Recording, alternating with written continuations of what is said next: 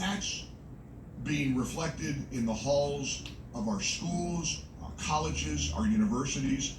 These freaks on the left are feeling their oats.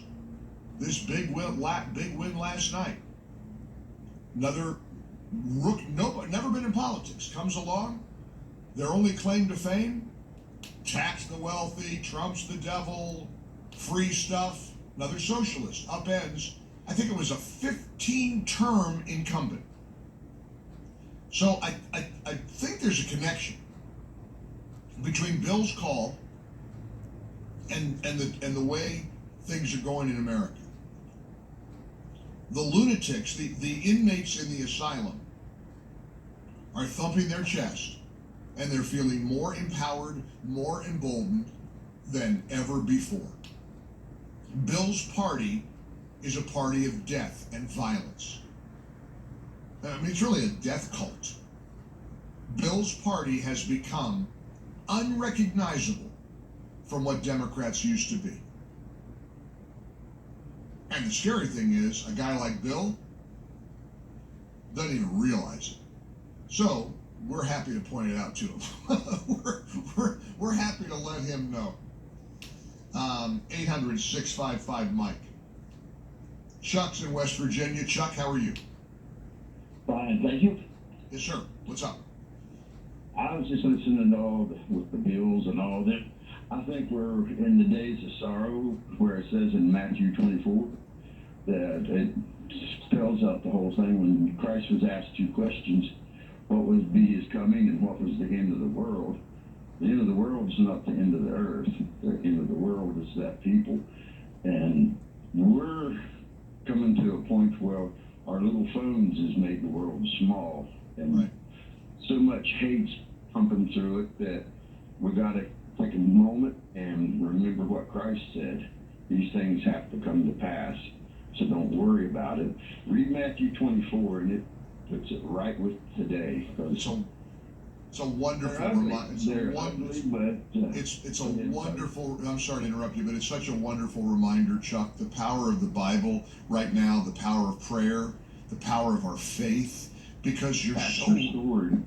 Chuck, that's the sword. That's our weapon. That's how we defend the evil in the world, the Bible. And Chuck, it's so important that people remember that, because people are really down. People are despondent. For many Americans, Chuck, this feels very biblical. What we're going through right now, this is real. It's right out of the Bible, don't you think? I absolutely agree. And I hated that when Charlie got killed. People, when we always talk about the parables, we say all right, you got a campfire and you keep pulling the wood out of it. Before long, you don't have a fire anymore. You just, and they're trying to exterminate us and trying to get us away from there. But and not be bothered when they exterminate one of us, when they kill one of us. People like Bill say, "Oh, I'm bothered by that." The college professor said, "Hey, the world's better off without him. F his wife. I don't care. She was a sick F for marrying him in the first place." That's the evil that we're facing. Appreciate your call and your spiritual reminder. That's a really, really important thing, Chuck. Thank you. Todd's back from Atlanta. Hey, Todd, how are you? Hey, Mike, I just wanted to make the point that nobody stopped that professor from saying anything. She expressed herself, her First Amendment. The same with Jimmy Kimmel. They just don't want the responsibility for the vile hatred that they spew at everybody. They don't want any accountability for what they do. They want to take no responsibility for the horrific and look, what are universities at this point going to do? I guess the University of Tennessee System Board of Trustees made a calculated decision giving this monster $1.9 million to go away would be better than fighting her in court. Now, think about this.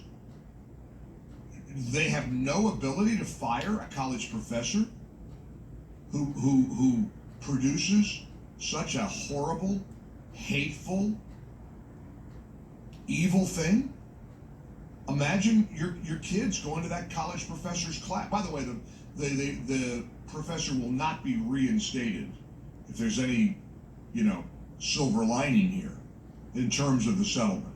Part of the terms of the settlement, she's not going to get her job back. But let's say the part of it was you had to put her back in the position. How'd you like to have a kid goes to that school? How'd you like to have your son or daughter taught by a real life boogeyman, by a monster? And these are monsters. Bill's a monster. People that had any comfort or satisfaction or weren't bothered by the brutal, cowardly assassination of Charlie Kirk. Monsters all around us. And are they going to continue their march? Or are we going to stand tall and push back? 800-655-MIKE, 800-655-6453. Join us.